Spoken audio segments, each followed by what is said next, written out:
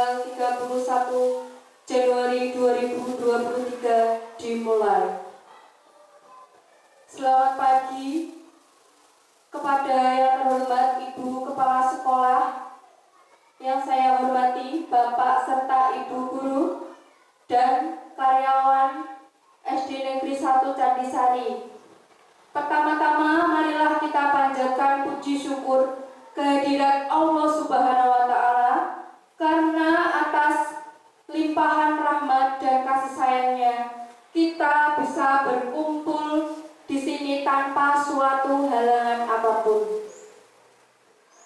Baiklah, untuk susunan acara hari ini yaitu 1. Pembukaan, yang kedua sambutan dari kepala sekolah, yang ketiga acara inti sosialisasi, keempat lain-lain atau diskusi, 5. Penutup. Acara yang pertama yaitu pembukaan. Marilah kita buka acara ini dengan bacaan basmalah bersama-sama. Bismillahirrahmanirrahim. Acara selanjutnya sambutan Ibu Kepala Sekolah kepada Ibu Sutipah SPD MPD. Kami persilakan waktu dan tempatnya. Assalamualaikum warahmatullahi wabarakatuh. Waalaikumsalam warahmatullahi wabarakatuh. Terima kasih kepada Bapak Ibu Guru SD Negeri 1 Candi dan Ibu Rizky Kurnia Dewi, yang mana pada hari ini akan melaksanakan sosialisasi atau diseminasi budaya positif dalam kaitannya dengan CGP, itu Guru penggerak. calon guru penggerak. Marilah Bapak Ibu, pada kesempatan ini kita ikuti dengan semangat, karena nanti kita semua juga akan melaksanakan seperti yang telah dilaksanakan oleh Bu Rizky. Ini diawali dengan Bu Rizky, kemudian tahun berikutnya kalau ada kesempatan semua Bapak Ibu Guru SD Negeri 1 Candisari juga mau tidak mau mengikuti program pemerintah, yaitu mengikuti Pendidikan. kegiatan atau tes CGP. Karena apa? Untuk mengembangkan kegiatan yang ada di sekolah kita. Apakah kalau belum ada CGP-nya sekolah kita tidak berkembang, Bu? Ya berkembang, tetapi ini ada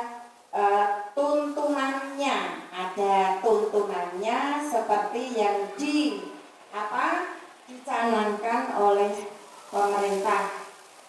Terima kasih sekali kepada Bu Rizky yang mana akan memberikan atau menularkan pengetahuan maupun pengalamannya selama menjadi CGP. CGP-nya istilahnya di kursus ya, di diklat itu selama 6 bulan. Setelah 6 bulan nanti diadakan terakhirnya ujian. Setelah lulus memiliki sertifikat, sehingga sertifikatnya itu nanti bisa digunakan untuk mencalonkan diri sebagai kepala sekolah. Itu terima kasih. Untuk menyingkat waktu, kami akhiri. Terima kasih. Wassalamualaikum warahmatullahi wabarakatuh. Waalaikumsalam warahmatullahi wabarakatuh.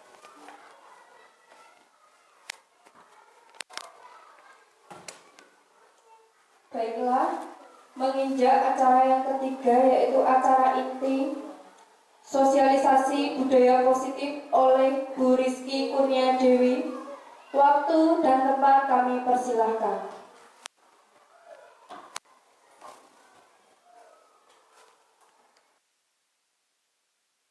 Assalamualaikum warahmatullahi wabarakatuh.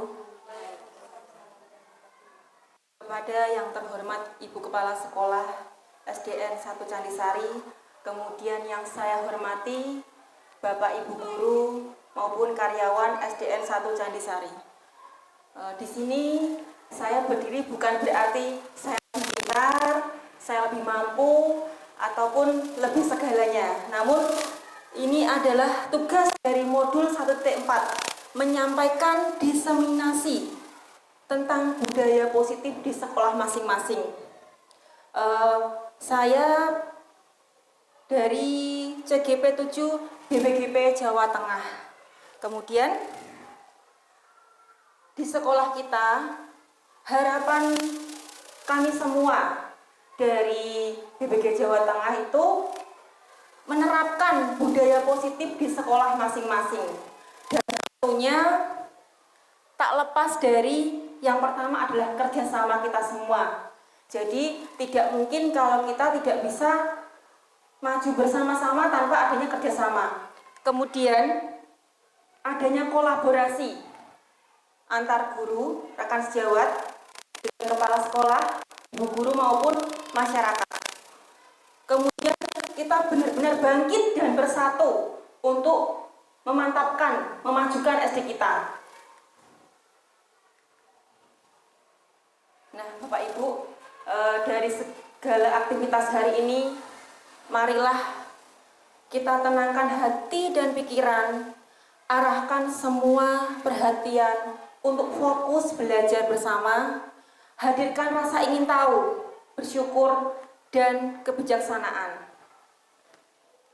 Untuk yang pertama kali, sebelum pada acara inti tentang budaya positif, mari kita telaah terlebih dahulu bagaimana tujuan pendidikan menurut Ki Hajar Dewantara. Menurut beliau, bahwa pendidikan itu memberikan tuntunan atau menuntun. Menuntun itu membimbing terhadap segala kekuatan kodrat yang dimiliki anak, agar ia mampu mencapai keselamatan dan kebahagiaan yang setinggi-tingginya, baik sebagai seorang manusia maupun sebagai anggota masyarakat. Nah, di sini kita sebagai guru itu diibaratkan sebagai petani. Jadi kita petani, kemudian ladang atau sawahnya itu adalah sekolah. Dan anak-anak didik kita adalah benih-benih yang kita tanam. Kita menanam jagung tidak mungkin menghasilkan padi. Demikian juga kita menanam padi tidak mungkin menghasilkan jagung. Nah, ini bisakah tanaman dari bibit unggul tumbuh subur jika dibiarkan, Bapak Ibu?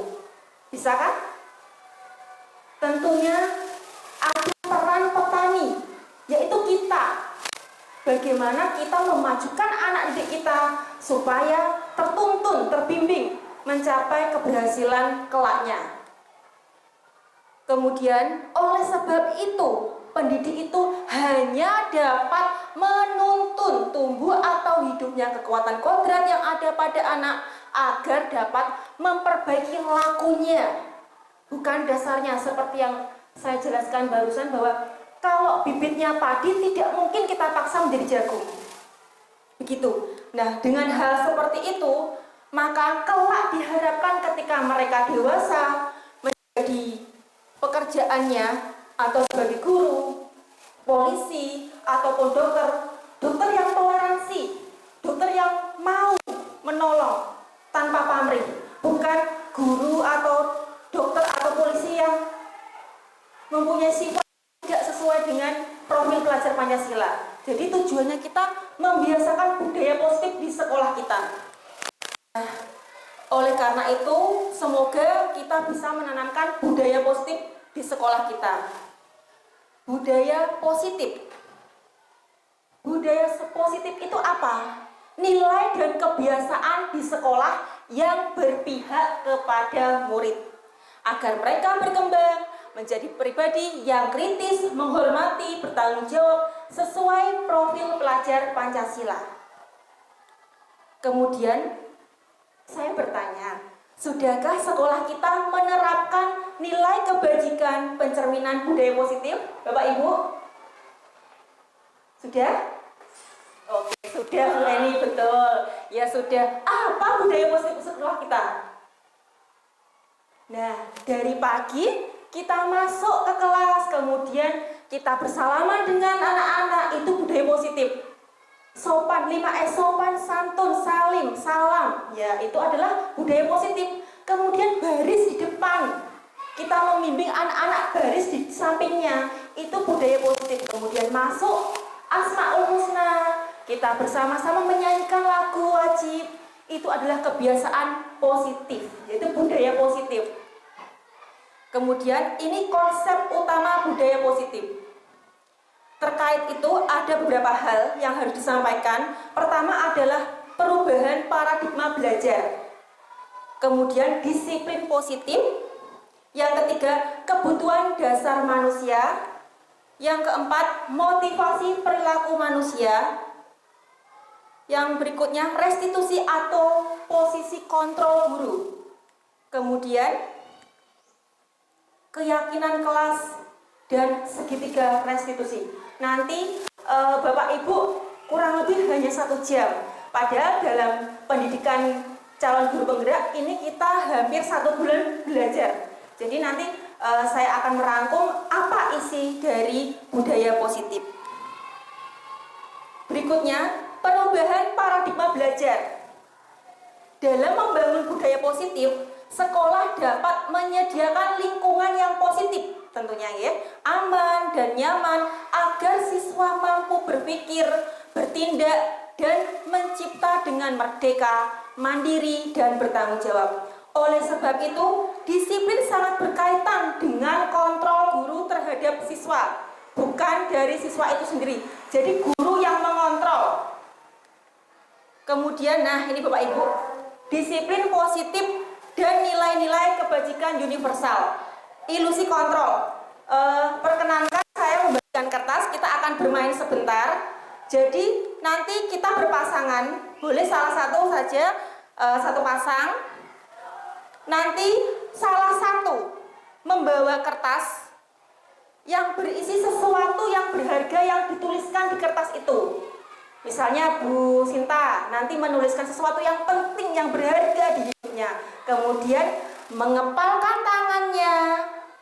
Kemudian Bu Sofi berusaha membuka. Apakah bisa membuka kepalan itu? Nah, kita coba.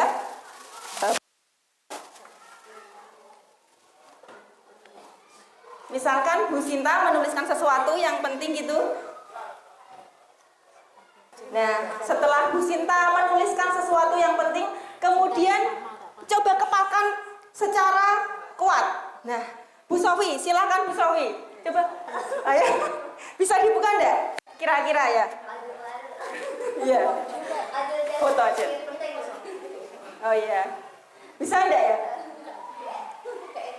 Oke. Apakah kuat kepalanya? Enggak mau. Coba dirayu. Dirayu. Bisa? Tidak? Oke. Dengan terima kasih Bu Sinta dan Bu Sofi, terima kasih sekali. Nah, itu termasuk hubungan nanti dengan kontrol kita terhadap murid. Ada apa yang terjadi, apakah teman membuka kepala tadi, ternyata Bu Sinta kekeh ya, tidak akan saya buka ini ya, itu ya, tidak mudah. Namun kira-kira dengan banyak orang jika praktek, apakah ada yang bisa membuka? Iya, bagus Bu Eni, ya betul. Ada yang bisa membuka, ada yang tidak. Nah, inilah dengan berbagai cara untuk meminta membuka kepalan, untuk memberikan benda tersebut, ada yang mampu, ada yang tidak. bisa dengan bujukan, mengancam, menghardik, merayu, menyuap, apa saja agar dapat membuka kepalan tadi. Coba seandainya yang membawa Bu Eni, ayolah buka, dirayu, ayolah masa nggak kasihan sama saya Bu Eni, coba saya pengen lihat. Nah, karena Bu Eni baik hati, dibukalah.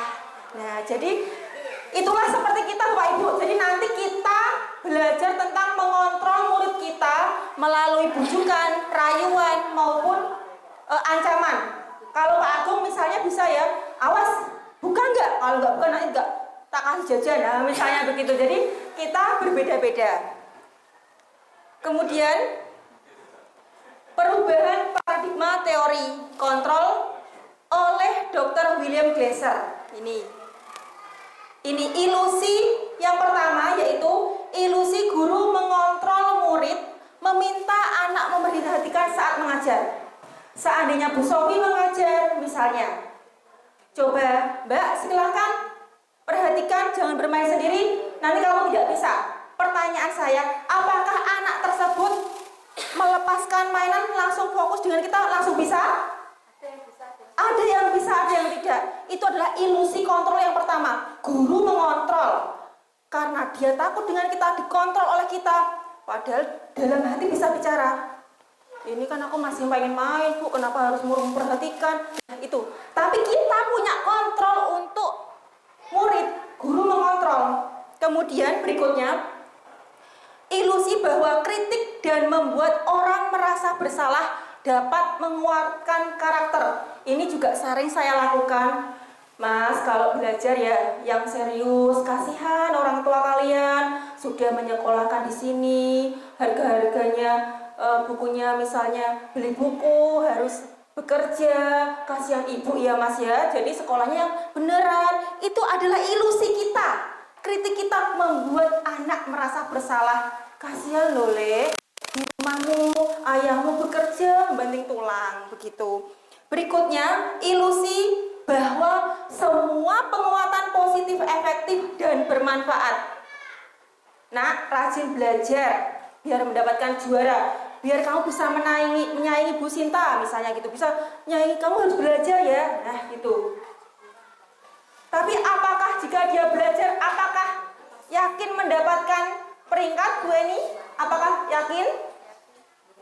Ya, ada yang tetap mendapatkan juara, ada yang tidak. Nah, itu adalah ilusi kontrol yang ketiga. Sekarang yang keempat, ilusi bahwa orang dewasa memiliki hak untuk memaksa. Pasti pernah Bapak Ibu di kelas masing-masing itu merasakan bahwa anak kita sedang bertengkar. Mungkin kalau kelas 1 tidak sengaja Abiu menumpahkan minumannya Lita. Lita menangis. Mau tidak mau apa yang kita lakukan? Pasti Mas Abiu, ayo minta maaf kamu. Iya, kita mengontrol dia. Padahal dalam hati dia begini, ya kan nggak salah Bu, saya kan lewat di depan tadi kan dia di depan pintu. Jadi ilusi bahwa kita itu sebenarnya mengontrol anak. Sebetulnya dia nggak pengen membuka tangan tadi, nggak membuka kepala tadi seperti dia tidak ingin minta maaf, tapi kita mengontrol. Akhirnya dia meminta maaf. Yang satu, jangan menangis. Buat apa menangis, esnya sudah tumpah? Itu juga kontrol kita, karena dia takut. Oh ya, aku nggak boleh menangis gitu. Jadi kontrolnya guru itu penting sekali. Itu. Berikutnya adalah disiplin positif. Kata disiplin tentunya kita agak gimana? Kata disiplin bagi kita bagaimana? Pasti ada kata ketegangan, ketidaknyamanan. Nah, ini disiplin berarti disiplinnya yaitu artinya belajar. Namun dalam budaya kita, makna kata disiplin telah berubah menjadi sesuatu yang dilakukan seseorang pada orang lain untuk mendapatkan kepatuhan. Kecenderungan umum adalah menghubungkan kata disiplin dengan ketidaknyamanan, bukan dengan apa yang kita hargai atau pencapaian suatu tujuan mulia. Jadi kita tuh meyakini misalnya tiba-tiba ibu kepala sekolah menginginkan kita diklat di luar jam mengajar. Kira-kira kita mau tidak? Ada yang mau, ada yang tidak. Mungkin karena sungkan, karena riko, atau wah pasti dapat teguran. Nah, ini juga termasuk kaitan dengan disiplin budaya positif. Kemudian disiplin yaitu kemampuan pemerintah sendiri dalam mengontrol dan menguasai untuk memilih tindakan yang mengacu pada nilai-nilai yang kita hargai dengan penuh tanggung jawab tanpa diperintah oleh orang lain. Jadi nilai yang kita hargai adalah nilai kebajikan. Misalnya kita disuruh menggunakan masker, kira-kira mau tidak? Memakai helm. Biasanya ada kata-kata pakai helm nanti di stop oleh Pak Polisi, gitu kan? Padahal dalam memakai helm itu nilai kebajikan kita adalah keselamatan, supaya ketika jatuh juga selamat, begitu. Kemudian menggunakan masker. Misalnya ketika kita berkerumun, nanti ditegur oleh Pak Korwil nggak menggunakan masker. Jangan seperti itu, tapi menggunakan masker karena kita tahu nilai kebajikan yaitu kesehatan. Kemudian dengan mengkaitkan di nilai-nilai kebajikan yang diyakini seorang, maka motivasi intrinsiknya, in dalam ya, akan terbangun sehingga menggerakkan motivasi dari dalam untuk dapat mencapai tujuan yang mulia dan diinginkan. Nah, ini adalah nilai-nilai kebajikan, terutama kurikulum merdeka, profil pelajar Pancasila. Ya, yang pertama beriman bertakwa kepada Tuhan Yang Maha Esa dan berakhlak mulia. Kemudian mandiri, bernalar kritis, berkebinaan global, bergotong royong dan kreatif. Itu adalah nilai kebijakan yang harus kita lakukan pada kurikulum dan masing-masing individu. Kemudian untuk mengetahui budaya positif tentunya kita belajar tentang kebutuhan dasar manusia. Apa sih kebutuhan dasar manusia itu? Yang pertama adalah bertahan hidup atau survival. Jadi manusia itu kebutuhan yang pertama kali adalah bertahan hidup. Kemudian membutuhkan kasih sayang dan rasa diterima. Berikutnya adalah penguasaan. Yang berikutnya kebebasan. Dan yang kelima adalah kesenangan. Nah, kita lanjutkan. Ini ada kasus. Mari kita pecahkan bersama-sama. Contoh kasus. Ibu Eni, guru wali kelas 2 SDN 1 Candisari, sedang bingung menghadapi ulah muridnya yang bernama Bobby. Beberapa anak di kelas 2 telah datang kepada Bu Eni dan mengeluhkan Bobby yang sering kali meminta bekal siang mereka dengan paksa. Jika kita menghadapi situasi seperti Ibu Eni, apa yang akan kita lakukan? Pak Agung, Bu Sinta, apa yang kita lakukan? Apakah kira-kira apa ya alasan Bobby melakukan hal itu? Mencari perhatian, kata Bu Sowi. Ya, bagus. Apa lagi? Nah, kita akan kembalikan ke 5 dasar tadi. Tentunya banyak alasan, banyak kebutuhan. Jadi kita kembalikan apabila, nah ini, ternyata orang tuanya tidak membawakannya bekal. Jika alasannya tidak membawakan bekal, saya di rumah toko nggak dibawakan bekal. Jadi ini Bobby ingin bertahan hidup. Jadi kebutuhan yang dilakukan, kenapa dia seperti itu? Dia ingin bertahan hidup, tidak diberikan bekal seperti teman-temannya. Kemudian, iseng aja Bu, ingin menikmati. Ada loh anak saya nek koncone kesel, marah itu suka gitu. Nah, ini adalah kesenangan. Dia merasa senang aja kalau padahal dibawakan bekal oleh ibunya, dia senang aja mengambil punya teman.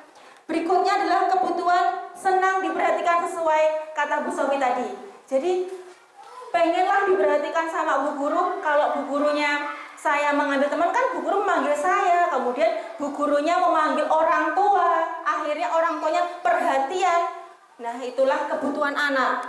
Kemudian apabila alasannya, saya kan besar sendiri Pak Agung ya, saya kan besar sendiri. Nah, temannya jadi takut, ayo mana bekalmu? Nah, itu kebutuhan dasarnya, begitu ya Pak Agung ya. Nah, kemudian yang kelima, merasa ditanya lagi, bosan Bu setiap hari ayahku ibuku membawakan telur goreng terus, mie terus begitu. Ini alasan kebutuhan dasar yang kelima, yaitu kebebasan. Dia merasa bebas. Lah, itu Mbak Sofi, itu lauknya selalu chicken terus. Nah, aku mau chicken. Nah, dia bebas. Kemudian ternyata Mbak Dewi sukanya bakso. Wah, besoknya saya ikut Mbak Dewi, akhirnya ikut. Wah, ini ada Mas Agung, dia bawa sosis. Dia merasa ingin bebas. Aku bosan terus ibuku bawakan mie goreng, nasi, mie goreng. Nah, itulah kenapa kita harus mengetahui kebutuhan anak Bapak Ibu. Berbeda, setiap anak satu dengan anak lain dengan masalahnya itu berbeda-beda. Jadi kita harus tahu apa kebutuhan dasar anak tersebut. Kemudian ini yang kedua, eksplorasi, yaitu tentang teori motivasi. Untuk menghindari ketidaknyamanan atau untuk mendapatkan imbalan dari orang lain. Ini kembali ke tadi Bapak Ibu. Jadi apabila kita diutus kepala sekolah mengikuti diklat tadi, enggak lah, aku mau ikut, tapi takutnya nanti kalau nggak ikut dimarahin kepala sekolah. Kemudian karena dapat sertifikat, kan kalau diklat dapat sertifikat. Kemudian imbalan kalau ikut ikut diklat. Nah, itu adalah ternyata Bapak Ibu yang Ibu rasakan ketika takut dimarahin oleh kepala sekolah, kemudian hanya ingin mendapatkan uang saku atau imbalan. Ternyata ini masuk dalam teori motivasi, yaitu motivasi eksternal dari luar. Kemudian nih, untuk menghargai diri sendiri. Nah, oke lah, saya akan ikut diklat. Kenapa Bu Eni kok ikut diklat? Karena ini Bu, dalam pendidikan dan pelatihan itu tentunya kita meningkatkan kualitas diri, kemampuan diri. Diri kita akan berkembang. Nah, inilah Bapak Ibu yang kita inginkan, yaitu motivasi internal. Internal dari dalam, benar-benar tujuan disiplin positif yang kita terapkan. Kemudian mereka melakukan sesuatu karena nilai-nilai yang mereka yakini dan hargai, sehingga memiliki disiplin positif. Jadi tadi seperti Bu Eni mengikuti dan mau diperintahkan kepala sekolah mengikuti diklat di luar jam. Karena apa? Dia ingin mengembangkan diri, bukan karena sungkan, bukan karena dimarahi atau ditegur oleh kepala sekolah. Itu yang penting untuk kita, motivasi internal. Kemudian hukuman dan penghargaan. Bapak Ibu, ini mungkin asing bagi kita. Ternyata penghargaan, ada kata dihukum oleh penghargaan. Kok bisa penghargaan itu menghukum? Nanti ada penjelasannya. Jadi yang pertama, penghargaan menurunkan kualitas. Penghargaan mematikan kreativitas. Kemudian penghargaan mengurangi motivasi intrinsik. Ini kita jabarkan. Dihukum oleh penghargaan yang pertama. Penghargaan hanya berlaku untuk seseorang melakukan sesuatu hanya dalam jangka pendek. Jika kita menggunakan penghargaan lagi, maka orang tersebut akan bergantung pada penghargaan yang diberikan serta kehilangan motivasi dari dalam. Ini seperti masalah di kelas 1. Jadi anak-anak, siapa yang sholat subuh, siapa yang membantu ibu guru, sopan terhadap teman, Ibu Rizky kasih bintang. Nah, ketika dia membantu temannya, ada namanya bintang peduli.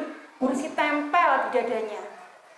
Kemudian sholat subuh, oh dia sholat subuh berisi tempel. Kemudian dia sopan dengan saya tempel juga. Dan ternyata ketika bintang saya habis, anak-anak sudah tidak mau melakukannya lagi. Itu namanya dihukum oleh penghargaan sehingga dapat jangka pendek, tidak berlangsung lama. Kemudian penghargaan dikatakan tidak efektif jika seseorang mengharapkan suatu penghargaan tidak mendapatkannya. Ini cuma bintang lagi, jenuh anaknya. Jadi sehingga mereka sudah tidak mau lagi melakukan hal yang positif. Kemudian ketiga, dikatakan bahwa penghargaan merusak hubungan. Sebagai contoh, jika seorang diberikan penghargaan, dipuji di depan orang banyak, maka orang lain bisa iri. Misalnya, Pak Agung kok sering dipuji, kok Mbak Sinta, terus Mbak Sinta, sedangkan Mbak ini, kapan Pak Agung itu muji saya, larinya bagus. Nah, itu. Jadi, yang satu merasa dihargai karena dipuji, yang satu terhukum oleh penghargaan temannya karena merasa dijauhi. Kemudian contoh lain, seorang guru sering memberikan penghargaan kepada muridnya. Besar kemungkinan muridnya termotivasi hanya untuk menyenangkan gurune. Mau nyenengke gurune saja gitu ya. Jadi tidak mau karena melakukan sesuai dengan motivasi intrinsik. Sehingga dapat menciptakan persaingan di kelas. Bapak Ibu, saya ingin bertanya kembali ini. Setujukah hukuman dapat mendisiplinkan anak? Setuju tidak? Hukuman dapat mendisiplinkan anak. Ada yang setuju, ada yang tidak. Oke. Pemberian hukuman dengan hal positif seperti membaca, membersihkan halaman sekolah dapat meningkatkan disiplin anak. Setuju? Setuju. Memberi penghargaan dapat meningkatkan motivasi belajar anak. Tentu seperti tadi, ternyata kita memberikan penghargaan, ada kata istilah dihukum oleh penghargaan. Nah, sekarang kita menyimak bersama-sama Bapak Ibu. Di sini ada kata hukuman dan konsekuensi. Iva kurang menguasai pelajaran matematika. Sehingga pada saat pelajaran tersebut berlangsung, dia lebih banyak berdiam diri atau menggambar di buku pelajarannya. Pada saat guru matematikanya Pak Seno menanyakan pertanyaan, Iva menjadi gugup dan tak sengaja menjatuhkan tasnya dari kursi, serta tiba-tiba menjadi gagap pada saat menjawab. Seluruh kelas pun tertawa melihat Iva yang bicara gagap dan terkejut. Pak Seno saat itu membiarkan teman-teman Iva menertawakan Iva yang tergagap dan malu luar biasa, dan malahan minta untuk Iva maju ke depan kelas sambil menunjuk hidungnya. Nah, karena tidak bisa menjawab tadi, kelas semakin gaduh dan anak-anak pun tertawa melihat Iva di depan kelas memegang hidungnya seperti ini. Pertanyaan saya, apakah Bapak Ibu setuju dengan tindakan Pak Seno? Tidak setuju. Mengapa? Ada alasannya pasti kan? Mengapa? Menjatuhkan mental anak. Baik Bu Eni, terima kasih. Menurut Anda, tindakan Pak Seno terhadap Iva adalah sebuah hukuman atau konsekuensi? Kira-kira tadi yang dilakukan oleh Pak Seno terhadap Iva itu konsekuensi hukuman? Hukuman. Oke, hukuman. Nah, untuk mengetahui hukuman dan konsekuensi, mari kita lihat tabel berikut. Hukuman. Tentunya hukuman itu sesuatu yang menyakitkan. Telat terlambat sekolah, lari. Menyakitkan. Membuat anak merasa sakit, fisik maupun hatinya juga sakit dalam waktu jangka lama. Bisa jadi loh Bapak Ibu, sekarang anak kita di SMP masih sakit hati terhadap hukuman yang pernah kita beri sewaktu SD. Kemudian sehingga anak membenci kedisiplinan, bersifat memaksa, mendorong anak menyakiti diri sendiri. Dia tidak bisa push up, mau tidak mau dia memaksa dirinya untuk push up.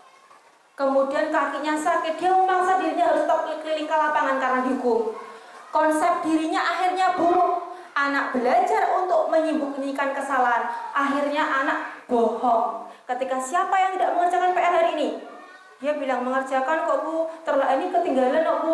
Berusaha supaya tidak dihukum. Sehingga dia ada perasaan marah, rasa bersalah, dipermalukan, merasa tidak dihargai. Nah, Bapak Ibu, ini adalah yang konsekuensi. Sesuatu harus terjadi. Konsekuensi gini. Konsekuensi kita buat bersama anak. Siapa besok yang tidak mengerjakan PR? Kita sepakat ya, menyapu kelas ya. Nah, itu. Jadi membuat anak merasa tidak nyaman tapi jangkanya pendek. Kemudian anak menghargai disiplin. Ya udah, kalau gitu saya harus mengerjakan PR supaya tidak kena disuruh nyapu begitu. Kemudian ada stimulus tanggapan, mendorong anak agar mudah menyesuaikan diri. Kemudian konsep dirinya yang baik, anak belajar untuk mematuhi peraturan karena sudah ada kesepakatan. Kemudian kehilangan hak dibuat tidak nyaman, diasingkan untuk sementara, tapi hanya sementara, tidak seperti hukuman.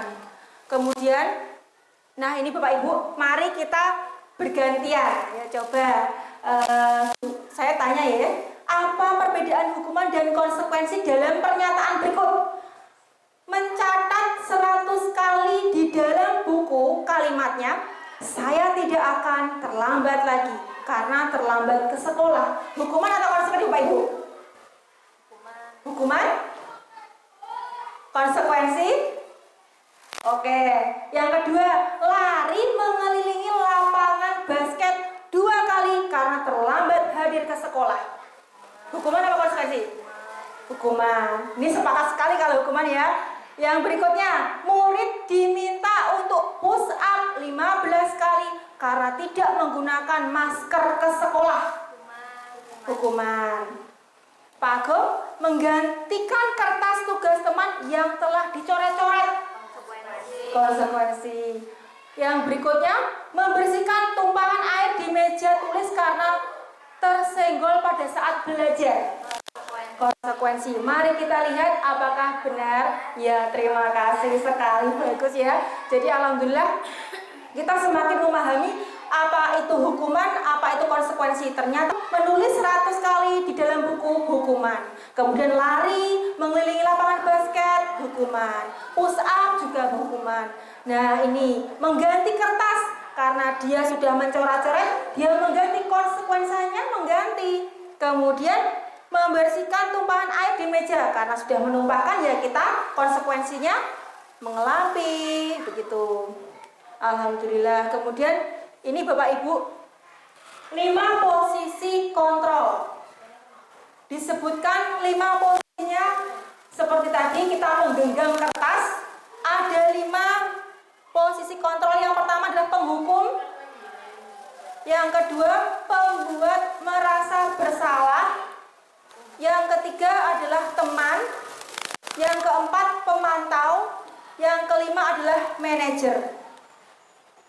Nah, Bapak Ibu, mari kita bersama-sama memperhatikan video berikut tentang guru sebagai pengontrol posisi penghukum.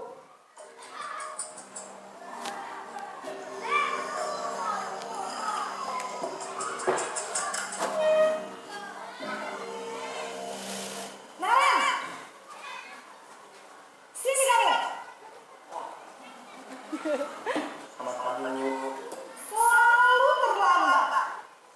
Kamu deh, pasti terlambat. Saya Apa coba? Alasannya apa lagi? Kapan sih kamu tidak terlambat? Malas sekali ya kamu jadi anak. saya Dasar semalas. Gak kapok-kapok sih kamu. Sudah berapa kali kamu lambat? Sana, kamu keliling lapangan basket 2 kali. kenapa saya harus keliling lapangan basket, Bu? Kenapa?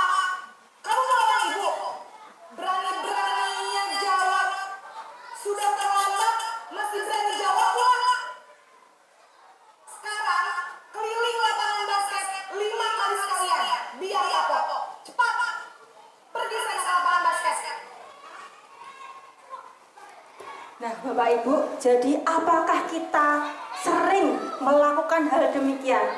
Kalau iya, kita termasuk guru yang memiliki kontrol sebagai posisi hukum. Mentalnya anak itu sangat berbeda.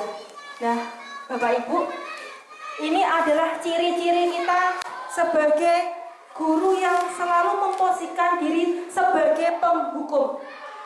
Seseorang penghukum bisa menggunakan hukuman fisik maupun verbal. Guru-guru bisa berkata, patuhi aturan saya, atau awas ya, kamu selalu aja salah, pasti selalu yang terakhir selesai. Guru seperti ini senantiasa percaya hanya ada satu cara agar pembelajarannya berhasil, yaitu caranya kita atau dia. Nek tak ngenek aku yakin kok manut gitu. Jadi itu posisi. Kemudian ciri-cirinya, nada suaranya tinggi, bahasa tubuhnya mata melotot, jarinya menunjuk dan menghadik, terlambat lagi, pasti terlambat lagi, selalu datang terlambat. Nah, sambil menunjuk-nunjuk begitu ya. Hasilnya apa Bapak Ibu? Hasilnya adalah kemungkinan murid marah dan mendendam atau bersifat agresif. Bisa jadi sesudah kembali duduk, murid tersebut akan mencoret-coret bukunya atau menulis di mejanya, dan lebih buruk lagi, sepulang sekolah murid terlihat mungkin montor, ini mungkin SMP ya, kalau aja kemudian tidak. Jadi bisa jadi kendaraan kita bisa digores, bisa dilukai. Nah Bapak Ibu, ini saya ada video yang kedua, yaitu menjadi perasaan bersalah. Mari kita perhatikan. Ini video kedua Bapak Ibu. Nanti kita bandingkan satu persatu. Ini adalah pembuat merasa bersalah. Selamat pagi, Bu. Naren, kamu kenapa lambat lagi, Nak? Ya Tuhan, Naren. Kamu senang ya bikin ibu susah ya? Kalau kamu terlambat lagi, nanti ibu yang ditegur bakal kepala sekolah, Nak. Nah, dia ini ingin membuat bersalah. Duh, gimana ini? Maaf, Bu. Duh, Gusti Naren. Kamu suka nggak kalau ibu tegur bakal kepala sekolah? Terus, kamu tulis apa yang di buku absen? Ini kamu sudah sering terlambat loh. Dia ini tidak marah-marah ya Bapak Ibu. Dia nggak marah tapi ingin anaknya merasa bersalah. Ya sudah, lain kali ibu bisa lagi ya Kak ya. Ibu tidak akan pernah lagi kalau kamu begini terus. Bisa jantungan kalau ibu tegur bapak kepala sekolah. Sana cepat kelas. Maaf ya, Bu. Maaf sekali. Nah Bapak Ibu, tidak seperti tadi. Tadi kita marah, melotot, kemudian mengatakan anak-anak. Kalau ini dia ingin merasa kita dikasihani oleh murid kita.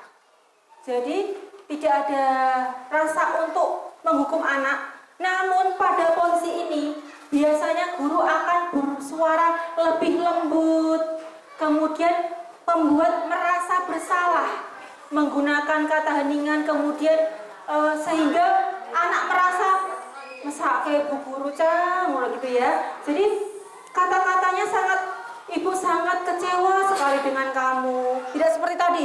Kamu lagi sudah berbeda ya. Ini adalah pembuat merasa bersalah. Kemudian ini kata-katanya, contohnya, gimana coba kalau orang tuamu tahu kamu berbuat begini? Nah, itu adalah kata-kata yang diucapkan kita sebagai pembuat merasa bersalah anak. Dan cirinya apa? Rasanya, suaranya itu memelas, mendekat ke anak supaya kita dikasihani. Kemudian, dan hasilnya apa Bapak Ibu ketika kita menjadi pembuat merasa bersalah? Murid akan merasa bersalah. bersalah telah mengecewakan ibu dan bapak gurunya. Mereka akan merasa menjadi orang yang gagal dan tidak sanggup membahagiakan orang lain. Sudah terlanjur masuk hati, ya Allah, aku sudah mengecewakan Bu Eni, kenapa saya terlambat lagi? Jadi tidak bersemangat, malah dia menurun. Kadangkala sikap seperti ini berbahaya, lebih berbahaya dari sikap penghukum tadi. Kenapa? Karena emosi yang tertanam dalam itu, murid menahan perasaan. Tidak seperti murid dalam guru penghukum, di mana murid bisa menumpahkan amarahnya walaupun dengan cara negatif seperti tadi. Jadi motornya dirusakkan atau gimana. Tapi kalau ini enggak, dia condong tertekan, diam. Kemudian ketika dia marah, dia juga bisa menyakiti orang lain. Nah, kemudian ini video ketiga.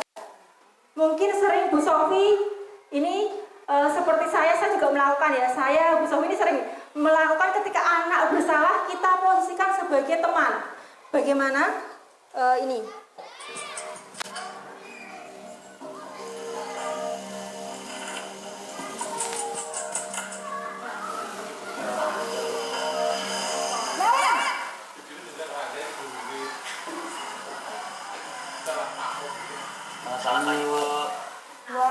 Nah, coba. Ini tidak marah sama sekali. Terlambat lagi ya saya. Nah, itu kan? Iya Bu, habis ibu saya lupa melakukan saya Bu. Kamu malah menyalahkan ibu kamu. Kamu kan anak-anaknya paling kencang. Kok terlambat sih? Iya Bu, saya memang terlambat bangun tadi. Jadi biarpun saya kencang, tetap gak kekejar Bu. Ya sudah sana. Nanti lain kali larinya lebih kenceng lagi ya. Biar gak terlambat lagi. Bikin ibu demi ibu. Bisa kan? Karena merasa teman, jadi disuruh gitu ya. Ya sudah sana masuk kelas. Ibu beresin urusan absen kamu. Kamu ini ada-ada saja. Nah, tidak ada kemarahan sama sekali, menganggap teman. Ya, jadi kamu ini ya layaknya seorang teman. Kemudian posisi ini tidak menyakiti murid, namun akan tetap berupaya mengawal murid melalui persuasi ajakan. Posisi teman pada guru bisa negatif maupun positif. Nah, ini adalah contoh kata-katanya. Ayo, bantulah ibu demi bapak ya. Ayo ingat tidak bantuan bapak selama ini. Jadi dia merasa sering dibantu oleh gurunya. Kemudian, ayo ingat gak sering tak bantu Bu Rizky lo ya, begitu. Kemudian ciri-cirinya apa? Nah, suaranya ramah, akrab. Kenapa sih sayang terlambat? Ya, gitu kata-katanya ya. Sangat ramah, akrab, bercanda. Kemudian ini adalah hasilnya. Hasilnya murid akan merasa senang dan akrab dengan guru. Ini termasuk dampak yang positif. Jadi karena kita akrab dengan murid, tentu murid akan lebih nyaman sekolah. Kemudian ada sisi negatifnya. Ternyata misalnya Pak Agung selalu baik dengan muridnya, menganggap dia berteman, maka akibatnya apa? Dia merasa bahwa akan selalu baik dengan Pak Agung, namun tidak dengan guru-guru yang lain. Kan senapian kan mau Pak Agung, kayak koncoku, lihat guru-guru kan enggak. Itu dampak negatifnya, membedakan. Jadi dia merasa bahwa Pak Agung seperti temannya, tidak seperti guru yang lain. Kemudian ini yang keempat Bapak Agung dan Ibu-ibu. Jadi ini posisi pemantau atau monitor.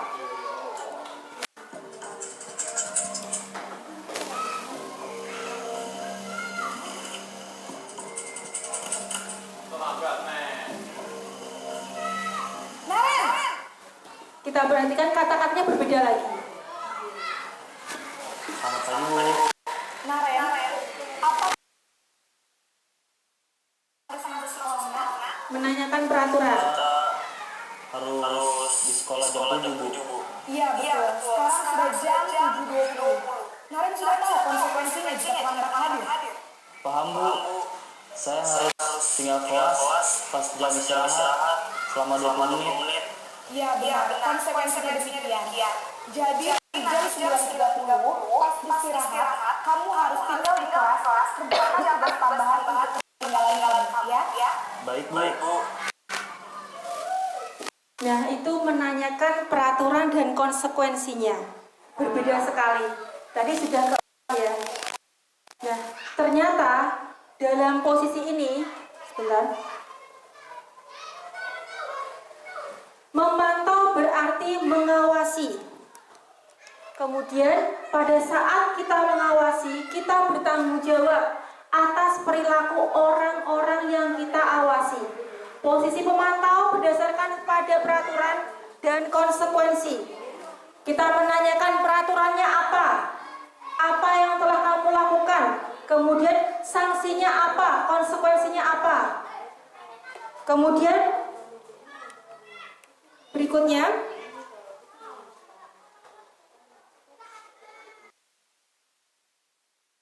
pemantau itu nada suaranya datar, bahasa tubuhnya yang formal. Adi, tahukah kamu jam berapa kita mulai? Tahu, Pak. Kamu terlambat 15 menit. Apakah kamu sudah mengerti konsekuensinya? Jadi menanyakan konsekuensinya. Sebagai pengontrol itu menanyakan konsekuensinya. Kemudian apa hasilnya?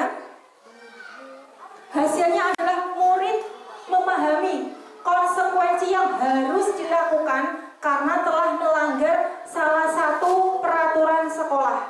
Guru tidak menunjukkan emosi sama sekali, kemudian tidak marah, tidak merasa bersalah, sehingga murid itu merasa bahwa mengingatkan kembali atas konsekuensinya.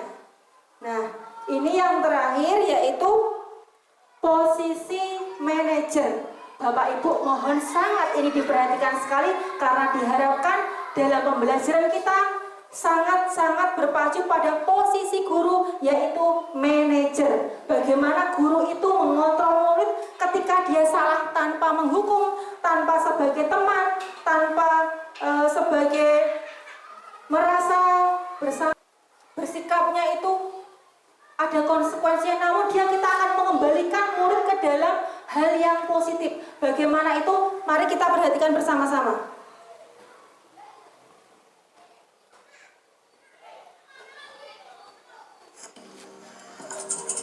Ini yang kita harapkan, Ibu. Jadi semoga kita bisa melakukannya.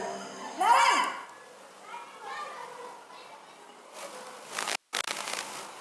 Selamat pagi, Bu. selamat pagi Naren. Maaf, Bu. Ya, sekolah masuknya jam 7 sampai jam 7.20. Jadi sekarang bagaimana nih Naren? Maaf, Bu. Saya lupa secara alarm saya semalam. Baiklah, menurut kamu, keyakinan sekolah yang mana yang perlu kamu tingkatkan? Menghargai diri sendiri dan orang mungkin ya, Bu. Setuju. Jadi, apakah Naren yakin prinsip saling menghormati tersebut? Iya, Bu. Saya meyakininya. Apakah Naren bersedia memperbaiki masalah keterlambatan ini? Bersedia, Bu. Bagaimana kamu akan memperbaiki masalah keterlambatan ini? Saya akan coba untuk tidak lupa menyetel alarm saya, Bu. Baik, kalau Naren lupa menyetel alarm di rumah, ada orang yang kira-kira bisa bantu mengingatkan tidak? Mengajak diskusi ya Bapak Ibu ini. Kakak saya, Kak Emma. Ada lagi selain Kak Emma? Selain Kak Emma, ada ibu saya. Baik, jadi yang mengingatkan Naren adalah Kak Emma dan ibu kamu ya? Kira-kira akan mulai set alarm kapan Naren? Setelah pulang sekolah, akan segera saya lakukan. Baik, jadi Naren akan setel alarm untuk bangun besok pagi dan akan diingatkan oleh kakak dan ibunda Naren ya? Ada lagi yang mungkin perlu dilakukan Naren? Agar tidak terlambat bangun lagi. Tidak ada, Bu.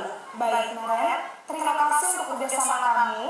Sekarang kamu perlu kembali ke kelas untuk belajar. Baik, Bu. Terima kasih.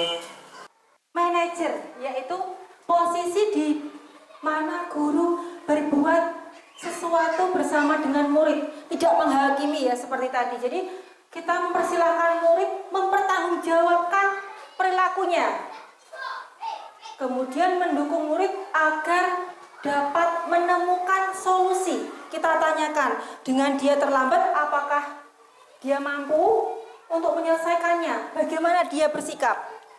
Kemudian, seorang manajer telah memiliki keterampilan di posisi teman maupun pemantau. Dan dengan demikian, bisa jadi di waktu tertentu kembali kepada kedua posisi tersebut bila diperlukan. Jadi seperti pemantau namun bukan. Nah, apabila itu kita akan berpacu kepada yang namanya restitusi. Nah, nanti kita akan belajar juga Bapak Ibu tentang restitusi.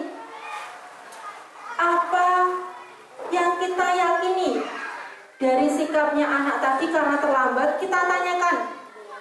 Coba Naren, apa yang kita yakini? Bahwa kita tidak boleh terlambat ke sekolah.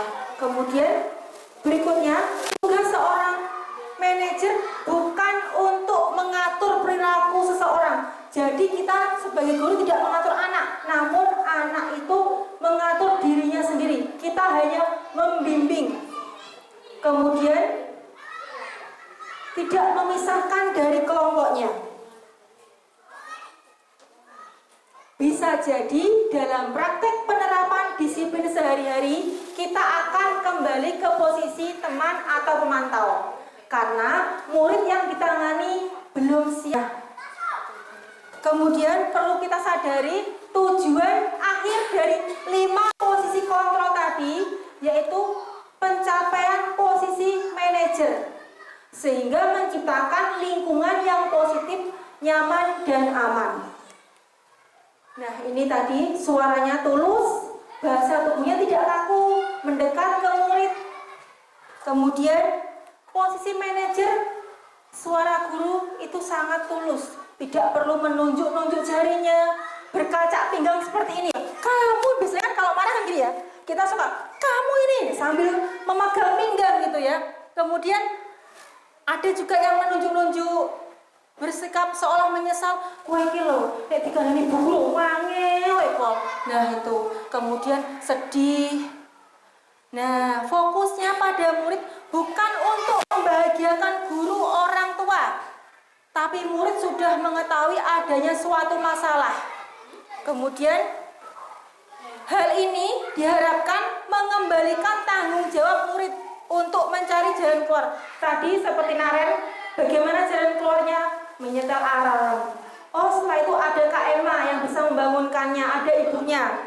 Kemudian, nah Bapak Ibu, nanti bisa kita sharing. Saya masuk ke kelasnya Bu Dewi, Bu Sofi, dari kelas yang lain.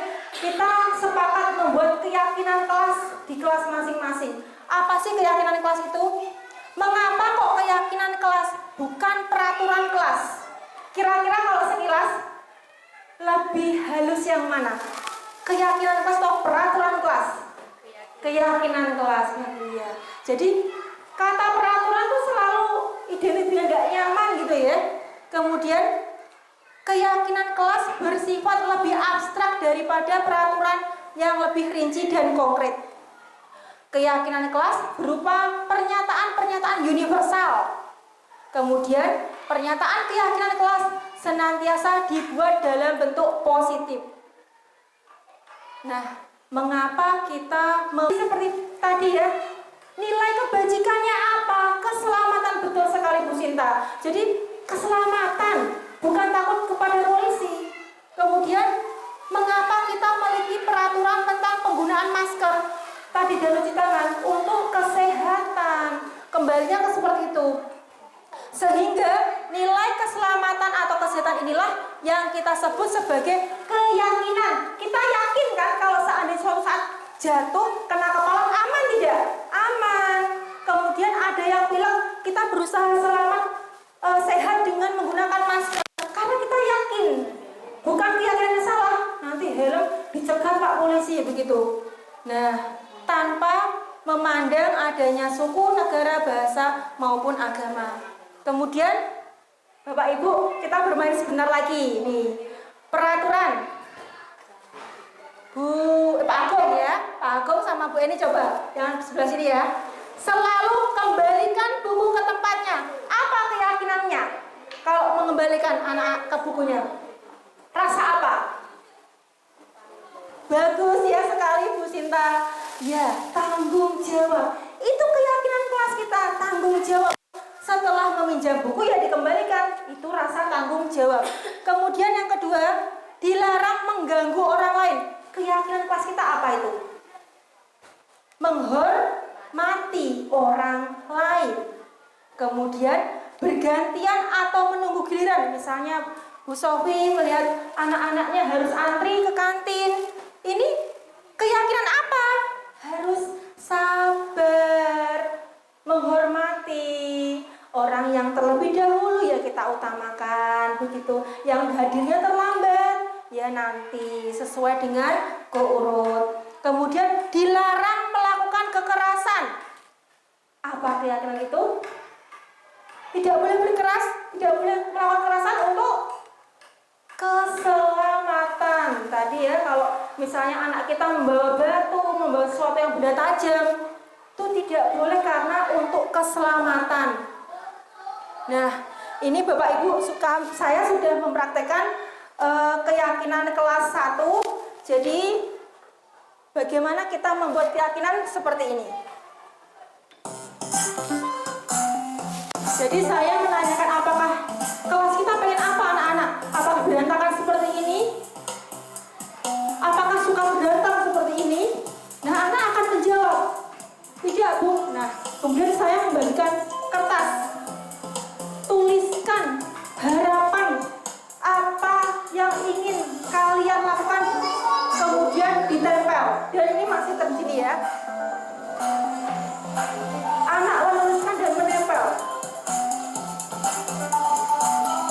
Ada yang menulis ingin kelasnya bersih, tidak ingin bertengkar, gitu. Saling meminjamkan pensil.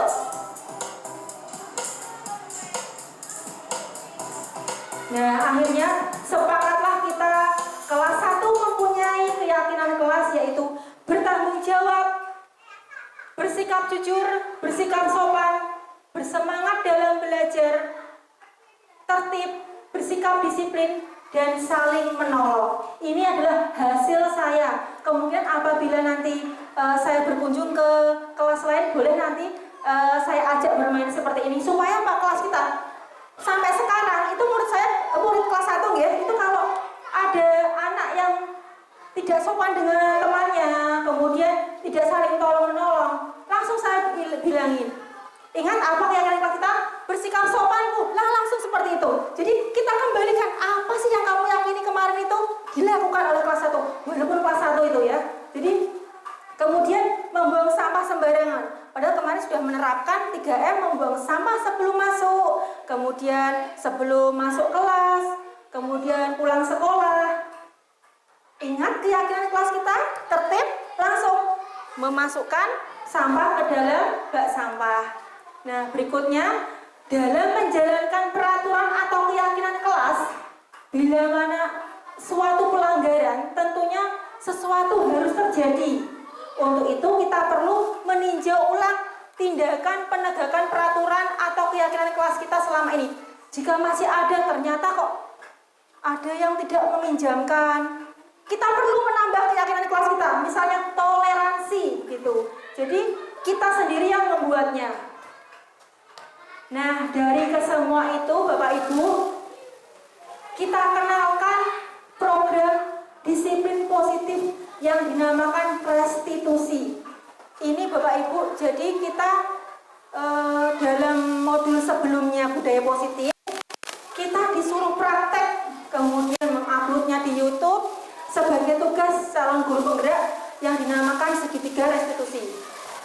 Nah, sebelumnya saya akan menjelaskan sebentar. Tadi kita sudah belajar tentang hukuman, kemudian konsekuensi, sekarang restitusi. Asing tidak Bapak Ibu? Asing sekali. Saya baru mengenal restitusi dari pendidikan guru penggerak itu. Restitusi merupakan pilihan menguatkan murid, kemudian korban mendapatkan ganti. Ini untuk mengatasi masalah perlu adanya restitusi. Kemudian Murid belajar bertanggung jawab, kemudian fokus dalam pemecahan masalah. Kita menanyakan apa yang kita yakini, apa yang bisa kita lakukan untuk memperbaiki masalah, sehingga dapat menghormati orang lain.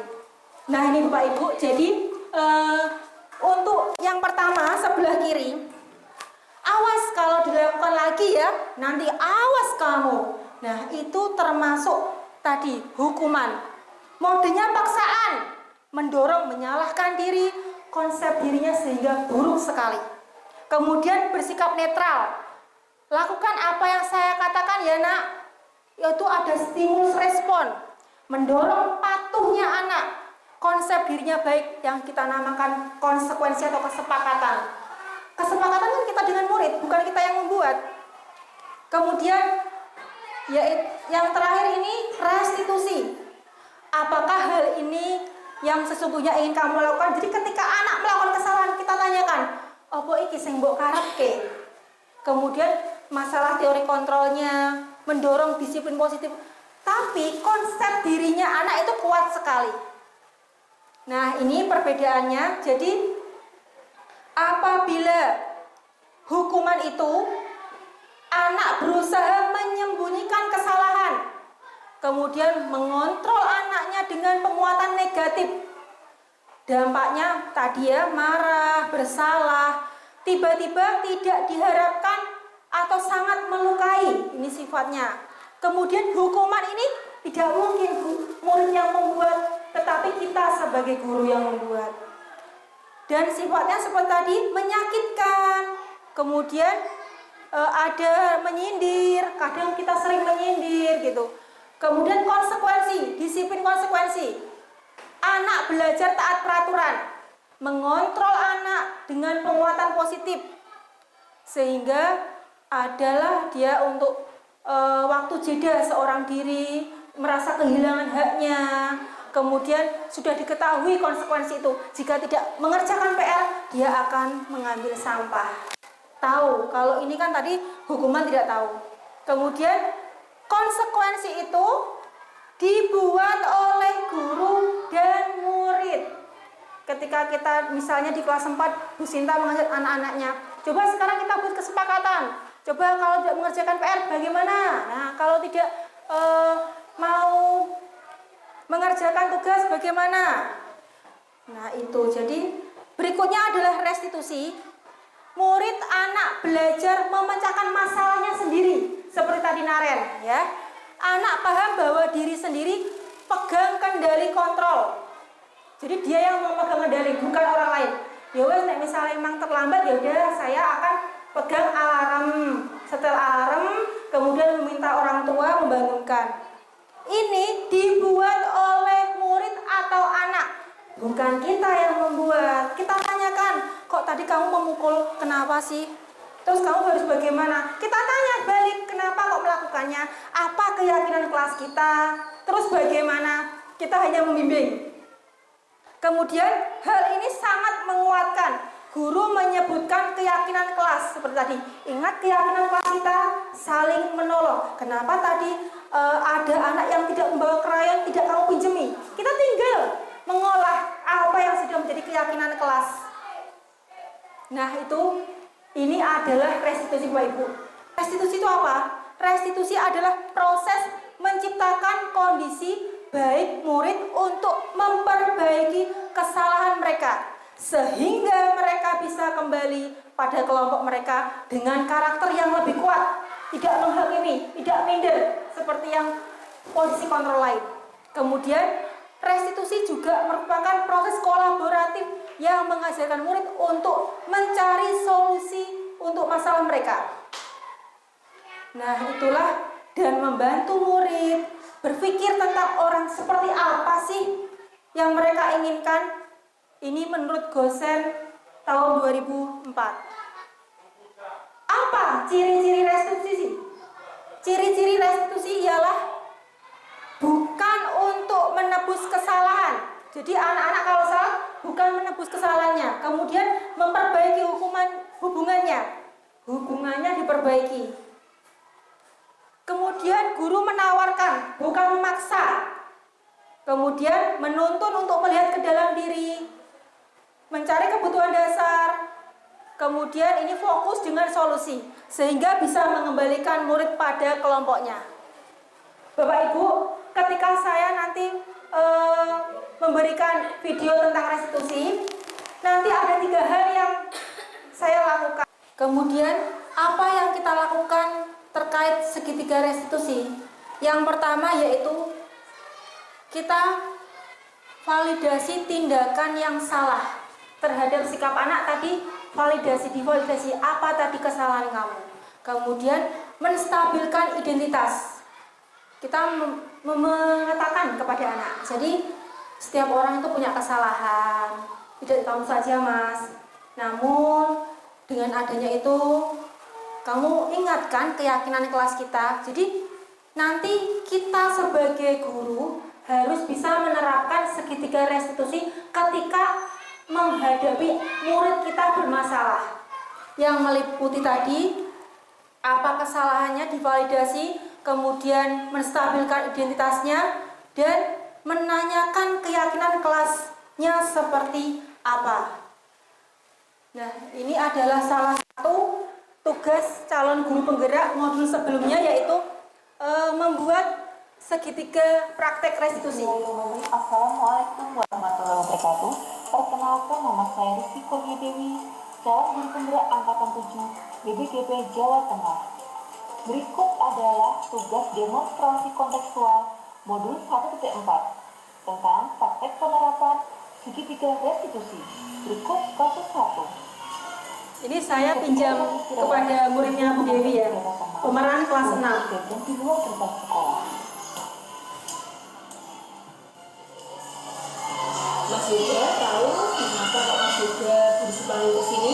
Oh, saya teman sekolah. Betul sekali. Jadi Mas Yoga tahu peraturan sekolah kita seperti apa? Yang tidak boleh keluar pembelajaran. Oke. Dengan Mas Yoga mengajak teman-teman keluar sekolah, apakah itu sesuai dengan keyakinan kelas kita atau peraturan sekolah? Tidak. Ini menstabilkan identitas. Setiap orang pasti mempunyai kesalahan. Seperti juga Bu Rizky, manusiawi ya. Namun Bu Rizky ingin tahu pasti kesalahan akan ada perbaikan. Nah, Mas juga mengajak Kita validasi. Alasannya apa?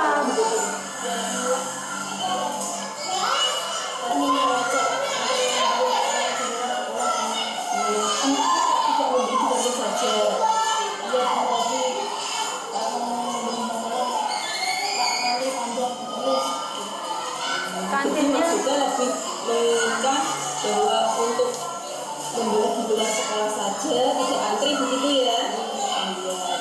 Nah, pertanyaan dulu sih kira-kira kalau dengan guru luar sekolah itu sesuai nggak dengan keyakinan kita kelas tanyakan keyakinan kelas kita seperti apa.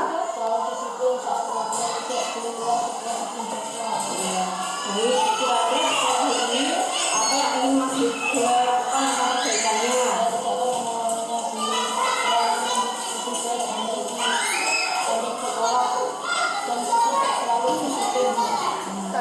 Maksudnya apa? Semoga tidak akan terulang lagi dan Mas Yoga bisa menambah disiplin di sekolah ini supaya Mas Yoga menjadi anak yang disiplin dan tetap sekolah ya. Silakan kembali istirahat lagi. Terima kasih Mas Yoga. Kasus kedua. Selanjutnya yaitu kasus kedua. Ini saya untuk kelas 1 ya. Mas Davin tahu mengapa kok Mas Davin harus dipanggil ke sini? Tidak tahu belum. Tidak tahu. Bu Rizky kemarin mendengar cerita dari beberapa guru kalau Mas Davin membuat menangis temannya, kemudian memukul temannya. Apakah itu benar? Betul. Nah, apakah yang Mas Davin lakukan itu sesuai dengan keyakinan kelas kita?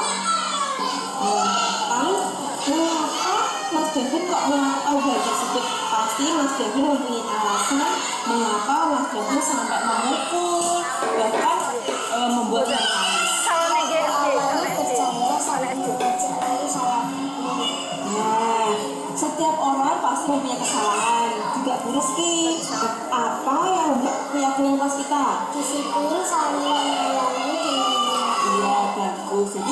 kita harus saling menghormati dan saling menyayangi terhadap teman.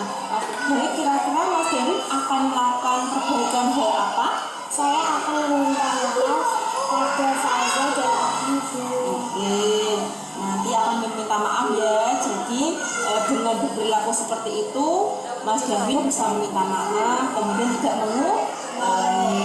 Baik, Mas Davi nanti bisa kembali istirahat. Kemudian jangan lupa jadilah asalah dan tetap semangat belajar deh.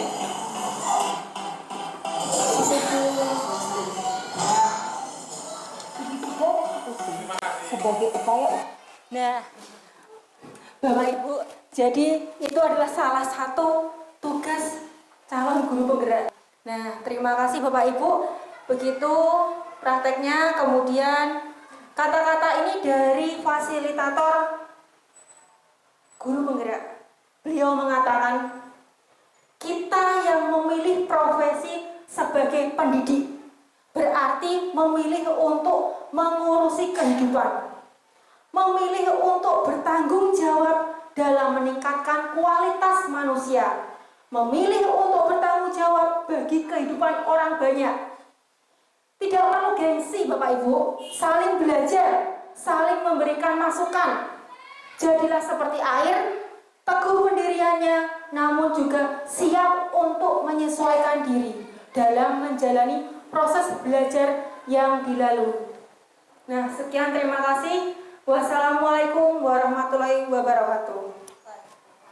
Dari salah satu CGP Bu Rizky, semoga sukses, semoga cepat lolos sesuai dengan keinginan kita. Terima kasih. Wassalamualaikum warahmatullahi wabarakatuh. Demikian sosialisasi yang berlangsung pada hari ini. Saya selaku pembawa acara mohon maaf apabila ada salah kata. Terima kasih. Wassalamualaikum warahmatullahi wabarakatuh.